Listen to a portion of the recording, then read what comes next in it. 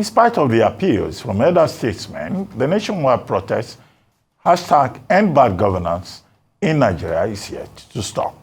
Amid the protest, which has now entered its sixth day, the Lagos protest seems to be very peaceful, with protesters restricted to the Freedom Park in Ojota. Earlier in the week, Governor Babajide Sanwo-Olu had commended the protesters for their peaceful approach to the nationwide protest in Lagos State. According to the governor, the popular Sunday markets will return with the 25% discount on all major food items. The medical outreach, which offers free treatment, will also return. The state government will continue to ensure that all expectant women enjoy free delivery in state-owned hospitals, and the 25% slash in fares on all state transport facilities will continue. So will all the other measures put in place to relieve Lagosians of the burden of these times. Meanwhile, in another development in the state, the hashtag Igbo must go protest seems to be a major concern and has been condemned by the Lagos state government, which has also vowed to fish out the ethnic bigots. Joining us now on this show, as we take a look at the measures put in place by the Lagos state government to resolve various concerns raised by the nationwide protests and the state government activities in recent times, is Dr. Obafemi Hamzat, the Deputy Governor of Lagos State. Dr. Hamzat, good morning, and thank you for joining us on the morning show. Good morning, and thank you. Well, two quick things. How has the Lagos State government managed this protest so far that there has been no explosion, escalation of violence, as we have seen in Kano, Kaduna, Yobe, and other parts of the north?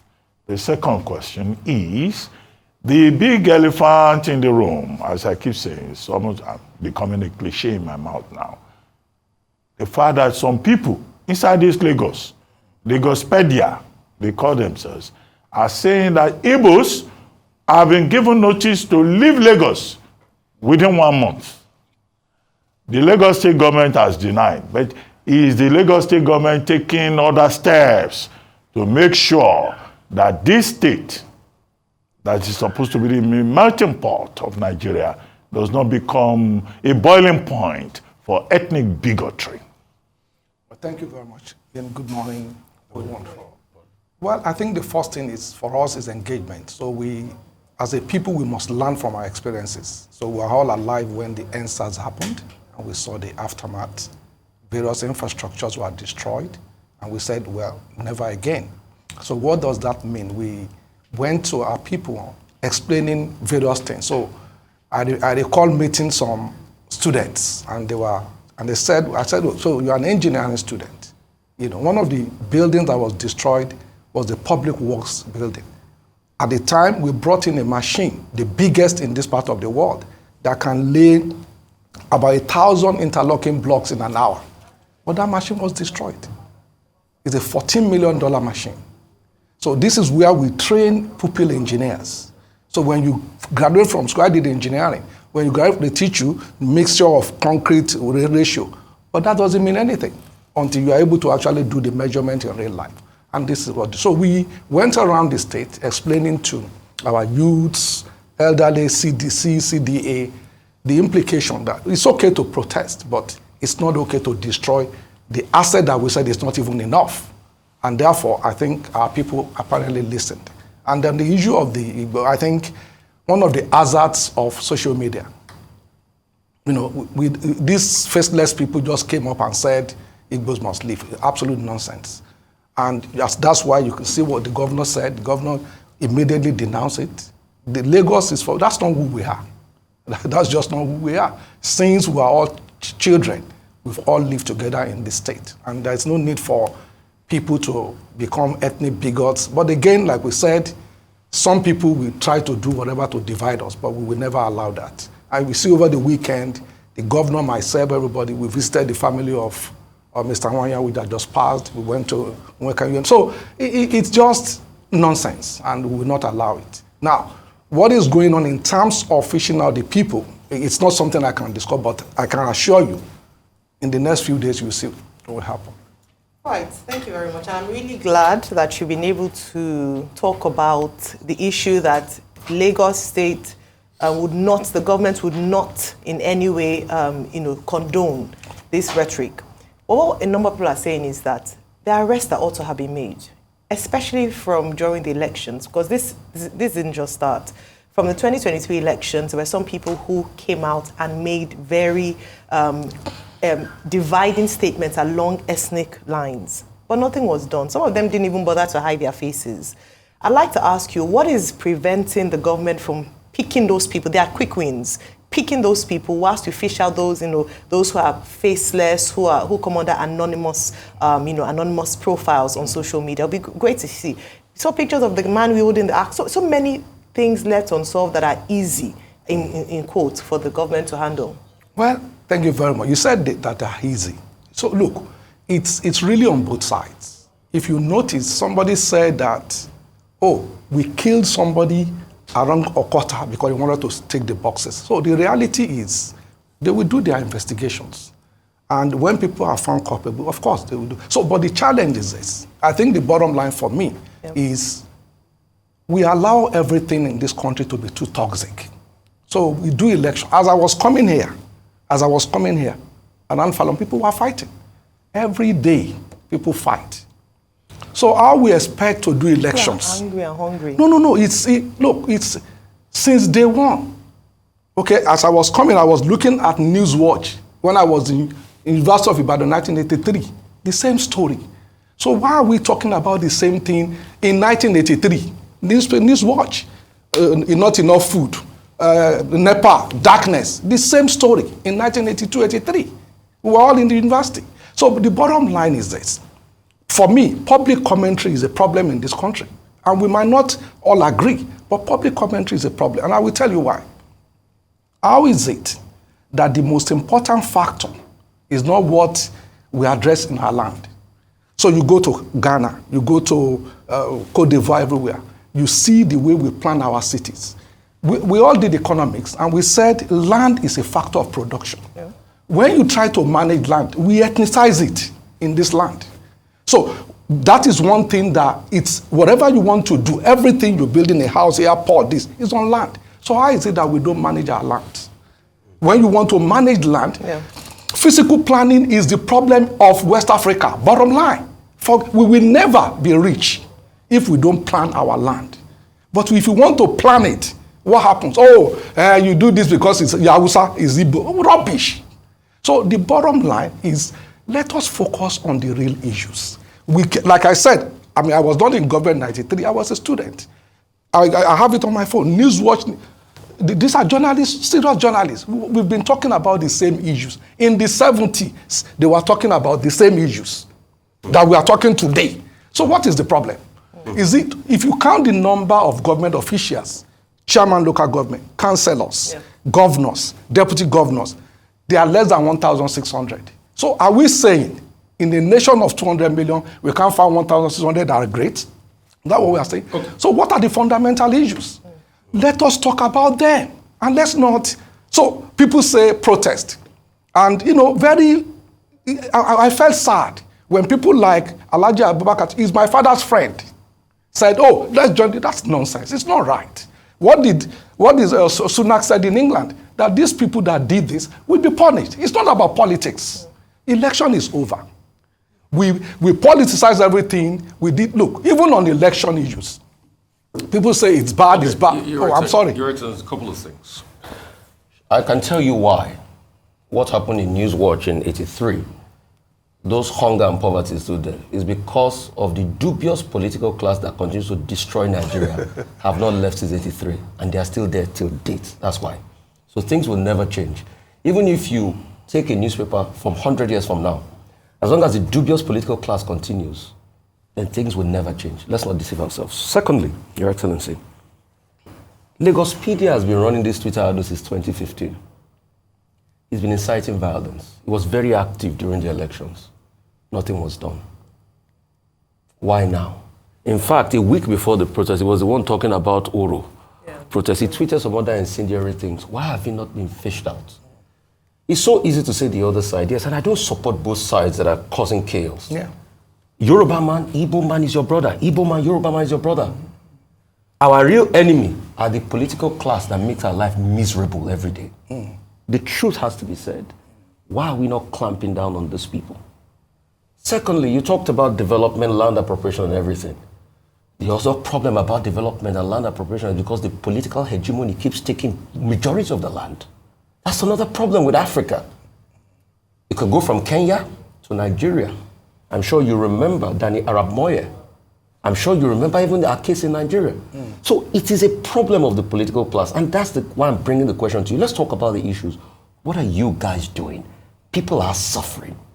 It's 22 million people in Lagos. Their lives are miserable.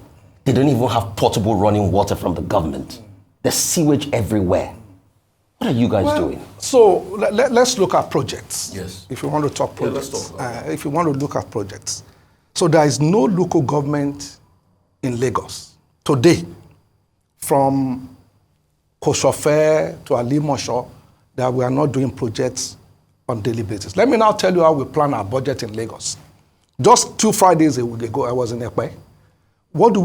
We actually go to the communities and they give us a list of projects based on their importance. So the challenge for us, and so when you say it's the political class, no, you are wrong, sir. And I will tell you. So after finishing, we go to Ekpe, we go to Badagry, we go to this. Our budget, after accumulating the request, comes to 17 trillion. 17 trillion. But we don't have a budget of 17 trillion. So our budget last year was 2.2 trillion. So which means you might ask for 5 things, we give you one. We give you one. So when you talk about what is the problem?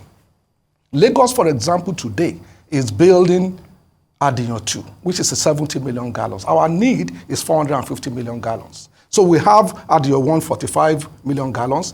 We have, that 70 is still being built. The challenge is that we get water from Ogun River because there's enough literature that says that the best way to get is not from borehole because you are destroying the aquifer, but from raw water. The challenge is that in order for us to take the pipe, do you know the amount of money we need to pay for compensation? For reticulation and all. For all these things. That's it. So it's, there's not enough money. There's not enough money. Bottom line. I get that. So how do we get that? No, that's the problem. A lot of people have that's with you guys is the fact that even the little you have, I concede to you, there's not enough money. Absolutely. The economy is pretty small. There's not enough money. But even the little you guys have, people will still challenge you that you don't run it effectively. It's not the best use. What's the cash? What is it called? What's the impact to cash ratio of the money? Is it the best way to spend money possible that you guys do? Because absolutely. we still have cases of corruption and things like that. Well, so look, corruption is an English word, and I can't say that it doesn't exist. It exists. I can't say that. But what I can tell you is this. Okay, so look at, I just told you Lagos State. The road we are doing at Ojota is a 58 billion naira project. Now, people say, until Dangote came, I was commissioner for works here. People say, oh, when you are doing road in Lagos, it's more expensive than Ghana. It will be, because we are 2 meters below sea level. When we are doing Lagos Badagry, 1.8 million cubic meters of sand. That's 600,000 of those tippers. 600,000 tippers. Each tipper is about 5 cubic meters, right? 600,000. How do you even manage it? How do you get sand? Do you know that to get sand, I cannot go to Ogun State? Do you know that? So there are structural challenges that need to be talked about. It's okay, I'm a politician, but I did that by choice. Not because I have a PhD at the age of 27. I work with Morgan Stanley. And when you were talking about trading, when I was in Morgan, I was earning $1.7 trillion a day. I was the IT guy. Their machines cannot come down. But it's my choice to come back home and come out. Before I came to Nigeria, I was very comfortable. Have you guys not been able to use that technology to track the corruption? No, so because there's still corruption in the system. You admit there's corruption in Lagos? No, I'm saying, no, I didn't say that. What I'm telling you. Do you admit? No. So is there no corruption in Lagos? Well, I can't say that. I can't you say there's no corruption. No, I cannot. So because every day we battle this. So you battle corruption. Oh yeah, that's why every day people lose their jobs. Every day people do this. Every day there are people right now in court. But let's get back. I'd like you to talk to us about the visit to the Ajumogobia family, which is an indication of the failure of security. I used to sit on the board of Lagos State Security Trust Fund. We had, at that time, vigilante group, Neighborhood Watch came later. I mean, I would like you to talk us through that, to talk to us through that.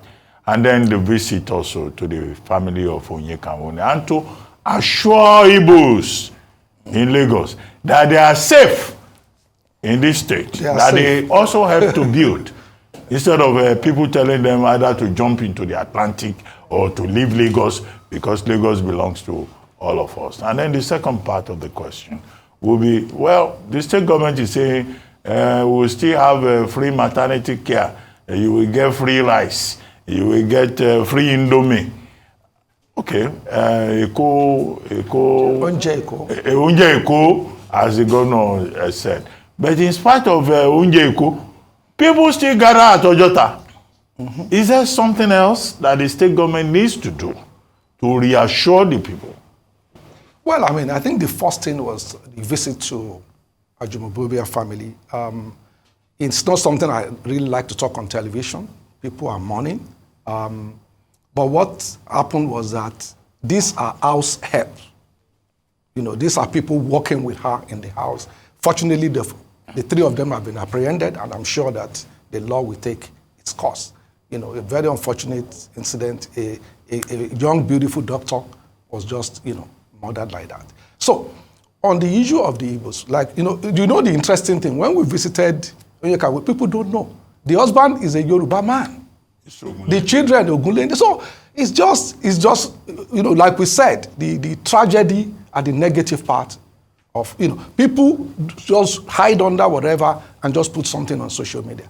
I can assure everybody, like we've said, the governor has condemned it. Even in the speech of the president, he condemned ethnic bigotry. So the reality is that people are just social media tigers. Let them keep it. But like I said, SSS is working on it. Hopefully they will feed them out very soon. And, they will have their day in court. Then the court will decide what needs to happen. So this Onjeko. Well, so, it was something that... satisfied with? Well, I'm not sure if they are satisfied, but I think from our survey, what people said is they prefer the 25% discount food. That's what people said they prefer, based on what we've done. We were giving out free food. The challenge is distribution. We've gone through religious bodies, we've gone through CDA, CDCs. There seems to, it doesn't get to some people that needs to get it. We've used different channels and we keep changing it. So people say they prefer. Now, the challenge is we work with aggregators. So people that can bring tomatoes in sizes, and therefore, we make sure that you don't exchange cash. So it's the POS, whatever, and then, so we pay the 25% behind the scene for. So that's why we said, okay, based on the survey, we realized that people prefer this. So let's just start it at our 57 markets again going. But we have to wait, let this protest, let everybody protest, and then we start. And then make sure that people get their discounts. I think that's really good. Now, in terms of dialogue, which is one of the things that the young people who came out to protest had talked about. In fact, it's often said protest is the voice of the voiceless.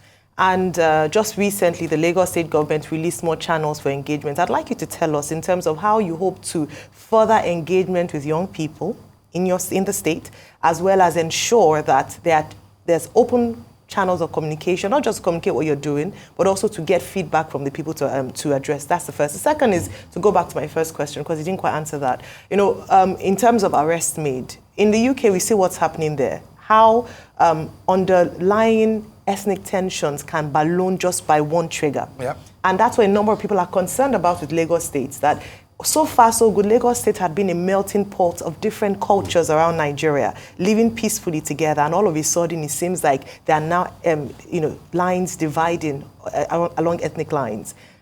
The hard stance has to be backed by action. We saw someone threatening Iyachukudi on TV the other, last year. We've seen rhetorics like that with faces being shown.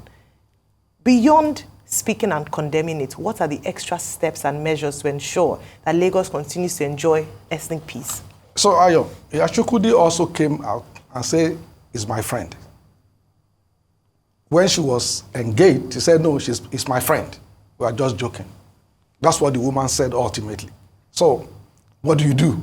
If somebody said, "Okay, it's my friend," you are just, having so. But the bottom line is this. Like I said, let us all cool public commentary. The way we all talk, let us all cool things down. When every action that you take is weaponized, it becomes a problem.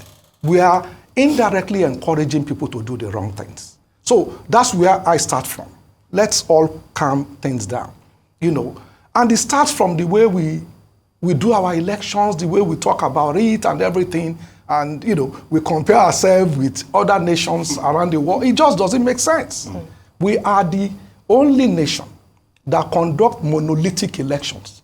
The ballot paper in Lagos is the same as Kaura Namuda. That's not what happens in the United States. That's not what happens in India. That's not what happens. So in UK, it's parliamentary. They're counting down your constituency and and then we say, "Oh, it's bad. Everybody abusing the INEC chairman, causing." So, and we didn't say this is wrong. We didn't say this is wrong. A lot of people will be scared to take up assignments when they know that if I do give my best, we've invited people. Let me tell you this: we wanted during cabinet formation, we called some people. They said, I'm okay. This is too toxic environment. So if we talk and we allow charlatans to take over our space, this is what we see. And you must remember, it's around the world. The world is an angry space now. Yeah. And you can see the right wing taking control. Look at the narrative in England. It's because some right wing twisted the whole thing.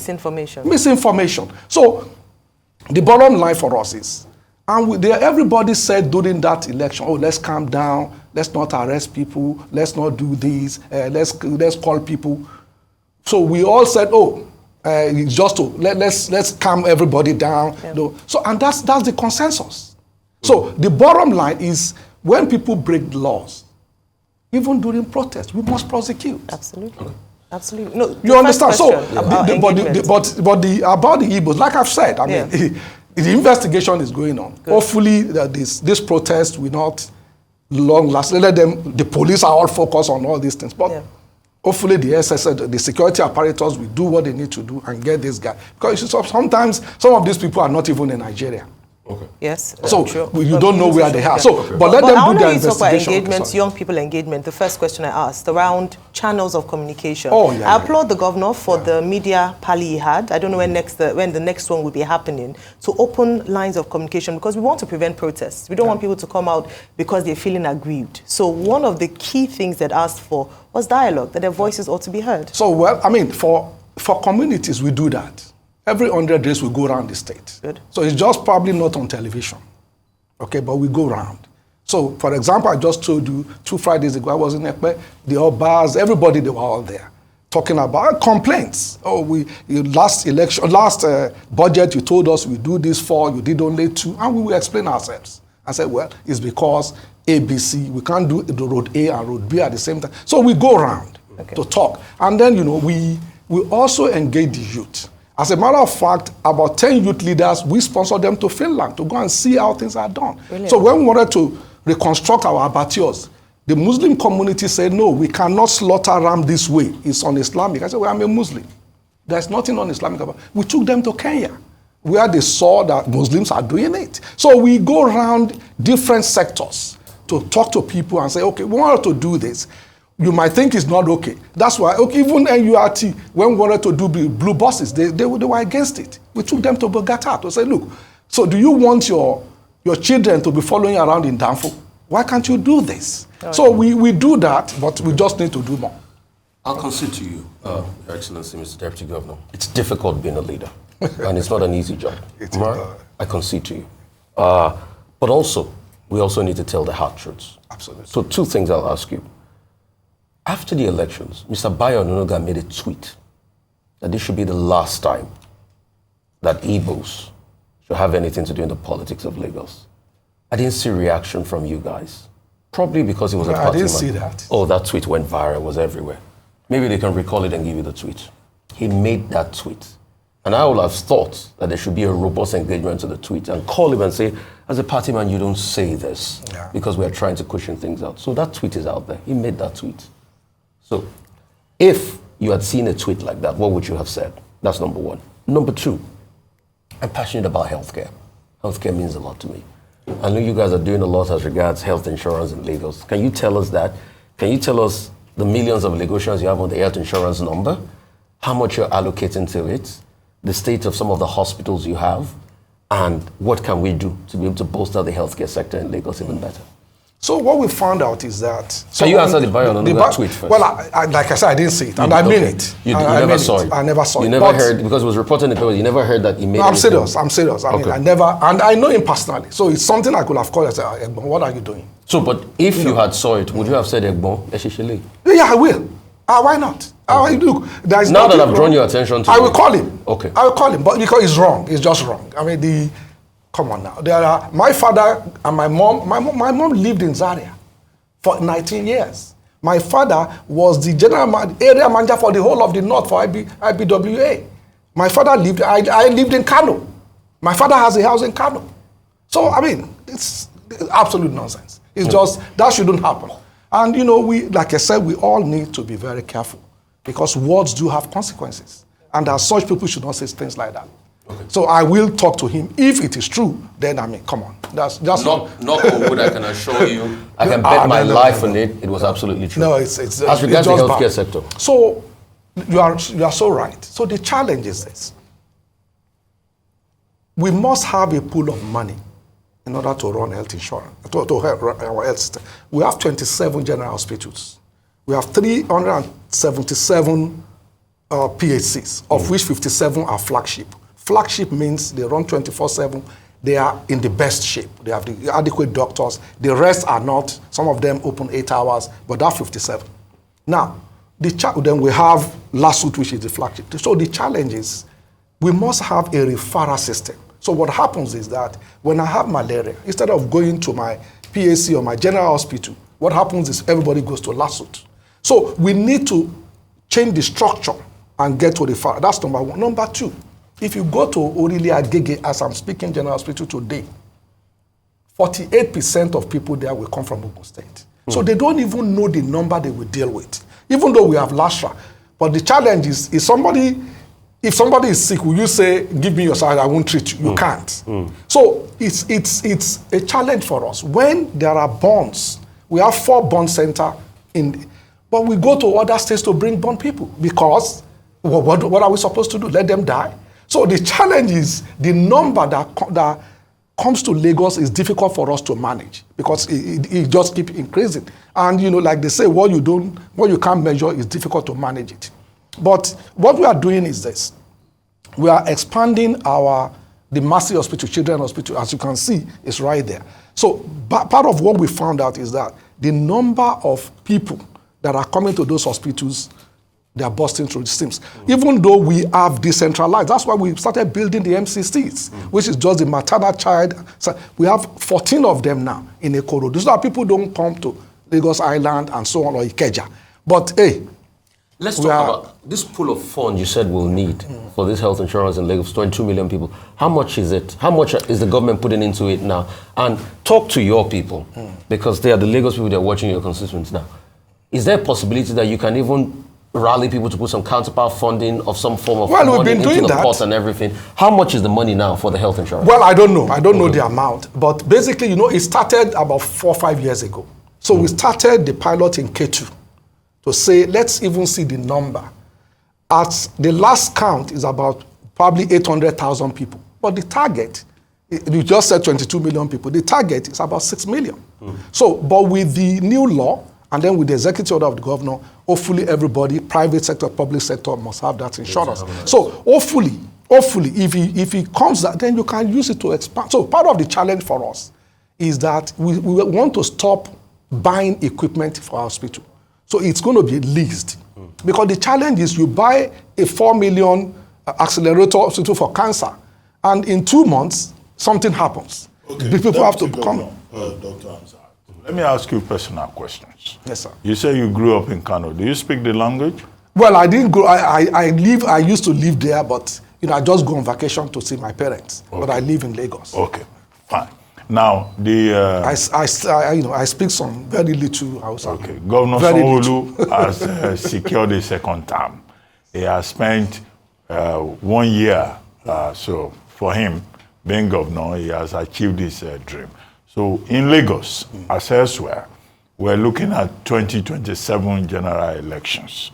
So what is your plan? Are you also going to show interest, having served more than enough apprenticeship as deputy governor? Because what I hear is that MC Oluomo is also interested. In fact, Sego may also become governor of Lagos State if other people don't show interest. So are you going to yield the field to MC Oluomo and Sego, or you will be interested? What is your future plan? Dr. Abati, you are very wicked. But anyway, let's...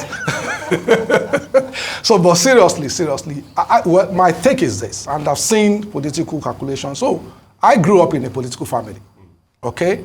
My father was the secretary of Action Group in 1962. I was not even born, in what is now the whole of Moshin Odiolowo. So, I understand a bit of politics. I think it's too early, in my view. People voted for us. I was on the ballot. People voted for us for a 4-year term. We've done 1 year. There are issues. I think it would be very wrong, in my view, and disrespectful to the citizens to say in 3 years' time I'll be wrong. I don't know, because may God preserve our lives. At the right time, we consult. So what are we doing now? As a state government, what we are doing now is we are carrying out surveys. Where are the areas where we are lacking? Mr. Rufai just mentioned water. It's a major issue. The survey clearly shows that. So what do we need to do? So reticulation for us now, today, is 642 billion. How do we get it? How do we finance it? So we are working to see how can we get private sector in to do it. So we are looking at issues that borders our state. To finish from Orile to Kokomaiko, the last phase is 380 billion.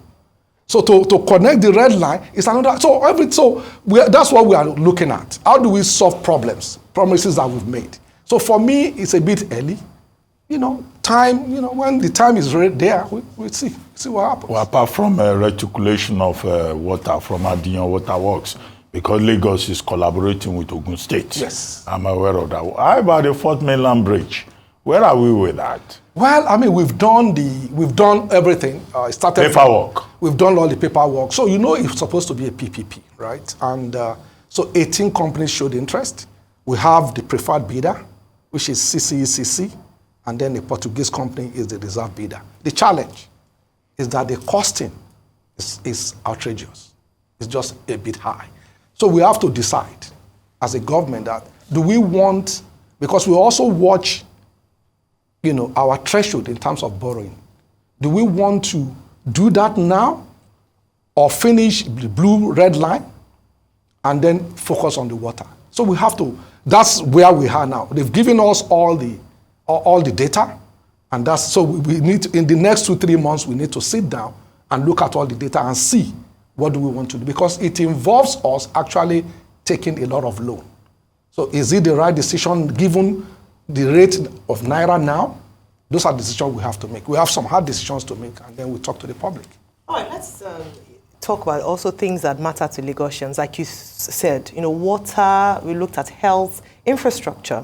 So one of the things that is prevalent is roads. And I'm glad that Dr. Bati mentioned the Fourth Mainland Bridge. I was going to ask about the status of that. But our roads, especially when it's the rainy season, we see potholes that should not be found in a cosmopolitan city like Lagos State. One, what's your government doing about this in terms of fixing roads, maintenance of roads, and timely maintenance of roads to also avoid accidents on our road? That's one. The second aspect of things is also the streets. I don't know if you've noticed, but Lagos State, we've had more people sleeping on streets. Perhaps it's an indication of the poverty levels that people are facing right now. But what are we doing about that? Streets, having people sleeping on streets, the beggars on the streets. How are we hoping to fix that situation? And finally, businesses, especially small businesses running the economy of, a big factor in the economy of Lagos State. What are the plans? I know that we've talked about, the federal government's interventions in small businesses, but as a state, what are you doing for small businesses? A whole lot. So start from infrastructure, roads, because that's a big concern. Well, Teams is transport, the first So for thing. roads, I told you, our actions, like I said, we have a public works that was destroyed. So public works, we have 42 gangs. What do? So we get people 17 in each gang, and they sleep all over. Lagos State has 3 asphalt plants. We have one in Ikeja, we have one in Badagry, we have one in Ikorodu. The essence is you don't want to be carrying asphalt all over so that they don't cake. So we have those plans that we've invested in. So the gangs go around just to patch, to make sure. But, things happen, we have to fix them. So, but it's completed in terms of fixing all the asphalt plants. So our capacity of 80-90% went to 40%. So it will have consequences. Yep. Now, patching. But in terms of road, oh my God, like I said, take any local government, anyone, from Alimo Shore, so we are doing Ijagemo Road. And these are roads in rural areas. So I don't know if you know where Ijagemo is. You probably don't know. Abaroje in Alimo Shore. Abaroje around Igodo. So we are all over the state, from Demoni in K2 to Hospital Road in Badagry to Mumini in Ojo. So all over, if Ifada any road, we are doing a whole lot. Now the challenge is this. In doing roads, we are also moving water. So for example, for Badia Fadaini in Apapa, for example, the drain is about 3 meters. That's this height. That's because it comes into one connection with some of our channels. So we must make sure that we also move that water. So that project will take longer than a typical road because we must make sure that it's able to move the volume of water that's coming all the way from Kirikiri. So it's, like I said, it's a monster, and we must also make sure that we do the right roads at the right time. Yes. Meaning that if Road A discharges into Road B, it doesn't make sense to go and do Road B first. You must do A, because if you do B first, A will discharge to it and flush it away. Yeah. So we try to do all these things, manage water flow, manage volume of transportation on a road before we select. Like I told you, when we finished our project, I recall vividly when I became Commissioner for Works, and we were doing our budget. My budget then, during BRS time, second term, yeah, my budget in our ministry was 650 billion. So when we sat, we sit down, each ministry bringing down, everybody look at us and say, are you serious? Even at the time, the budget of Lagos is not 650. So, like we said, our resources might not be enough to do everything, yeah, but we are inching in and inching in. But the challenge is this. For roads, we must also understand, Lagos has 221 kilometers per square meter in terms of car density. The national average is 11. So which means that, so the road that we do is what we call the last one, the asphalt, it's called wearing course, which means it will wear from day one. That's the way roads are designed.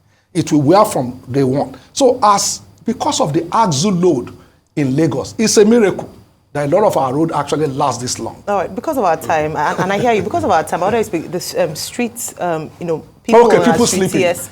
Well, it's a function of migration. It's a function of people are just coming. The challenge is, but how do we manage that? So tell me, what do we do?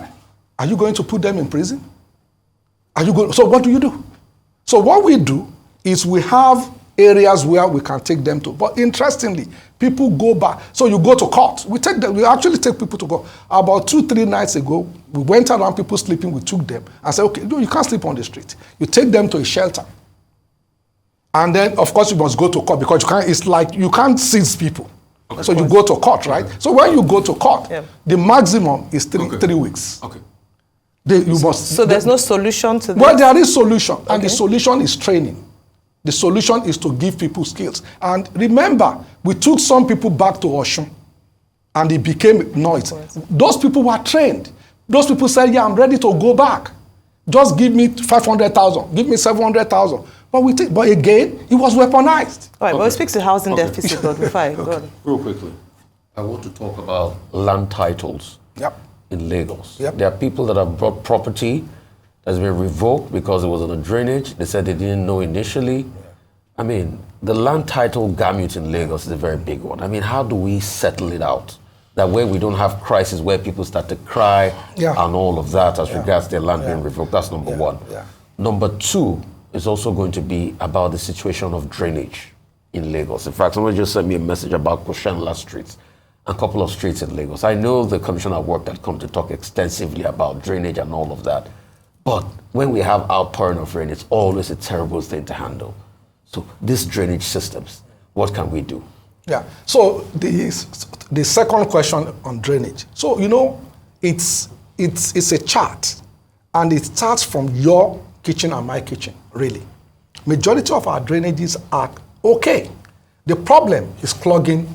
That's why we are looking at returning environmental sanitation. It's so important. So you realize that you spend a lot of money every month just cleaning drains. So it's important that our kitchen will take care of our waste. And that's why conversion, our waste yards are also necessary that we maintain. Sorry to cut you, but people complain that the PSP guys that come to carry the waste, they are not as regular as before again. And so you know, PSP is a private operation, right? So a lot of people complain that, and we subsidize it. But a lot of areas also don't pay them what they are supposed to pay, so they withdraw. So the challenge for us is, where do we take the garbage? So we are now subsidizing the PSP. Recycle it. Yeah, we are recycling. That's money. Waste is wealth. Yeah, we are recycling. But so the challenge is that you must also sort. If you don't sort, recycling is expensive. But if you sort it, biological and then plastics and all the rest, it makes it easier. So the first thing we do is, how do we sort? And that's why we said we give people nylon to say, okay, if you sort from your kitchen, it reduces the cost by 40%. So it's all of us must get involved. So our drainage, so we have the best channels. We have 6 channels that run for, so for example, from Odoashimau around Ikorodu Road, all the way from Agege, it discharges through Acme Road all the way to under that bridge that we are building now to Odoashimau. So it's about 18 kilometers. Therefore, the problem is nothing must clog it. The moment an area is clogged, we're in trouble. So it is actually how do we discharge our waste? I think that's our challenge. Your second question, I'm sorry I forgot. Land titles. Land titles is very, very important. You know, I started by saying that land is extremely important for us as a people. You realize that, and it's not just Lagos. It's a problem of Africa. In Ethiopia, 89% of properties are not titled. The same thing in Nigeria. So that's why in Lagos, we have scanned all documents. Our challenge is that when you and me want to buy land, we don't do the right thing. What's the right thing? The right thing is, what is the land information under your land? It's free. Where do you get it? So if you go to www.lagostate.gov, click on lands.